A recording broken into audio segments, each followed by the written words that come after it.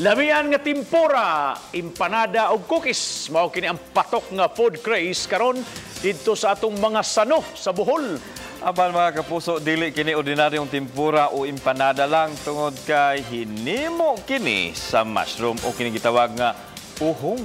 Busa mga kapuso, atong sayran kung giunsa kini paghimo o giunsa pagpalambo ang uhong industry sa maong dapit. Pinaagi sa report ni Chelo Valiana. Ang Bohol Mushroom Farmers Association o BOMFA sa Barangay Kansumbol sa lungsod sa Bilar, Bohol, may patubo og mga uhong nga gitawag og oyster mushroom. Gawas nga lami ang uhong, taas pud ang nutritional value niini og usa ka antioxidant nga kuno makatabang aron malikayan ang sakit nga cancer. Sa pagculture sa mga uhong, gikinahanglan lang ang uhot, sawdust o ugang dahon sa saging. Og paglabay sa usa ka buwan, pwede na kining anihon. Mapalit ang mga uhong sa maong dapit sa tag 250 pesos matag kilo. Mao kini karon ang gitutukan sa mga mag-uuma kay in demand kini sa mga turista. Lots of customers that are waiting for us. We just need to be consistent with our production, no? Because restaurant owners are asking for a continuous supply of mushroom. Ang mga naaning uhong, pwede himuong lamiang mushroom tempura. Simple lang ang gikinahanglang sagol.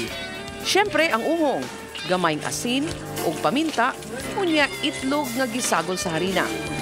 Unya butangan og gamayng tubig ug kun mulapot na, mahimong ibutang ang uhong o prituhon sa init nga matika. Kung brown na ang color, buot ipasabot nga luto na kini o pwede ng kanon.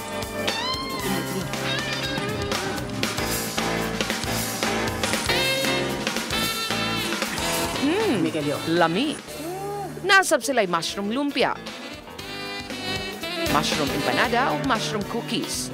Gumikan sa gitanaw nga dakong potensyal nga maka-income pa og dako ang mga mag-uuma, bipahigayon og training og seminar ang Bohol Provincial Agriculturist Office uban ang Korean Project on International Agriculture o COFPIA. Kini aron mas mabaid pa ang ilang kaalam o kahibaw sa mushroom productivity. We'll introduce the temperature region mushroom here.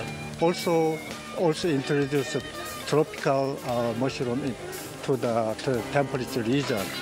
So most important thing is we should produce the much amount of mushroom product and also high quality. It is very important to develop. And now farmers just started, so we should develop many things. Chelo Valiana, Balitang Bisdak.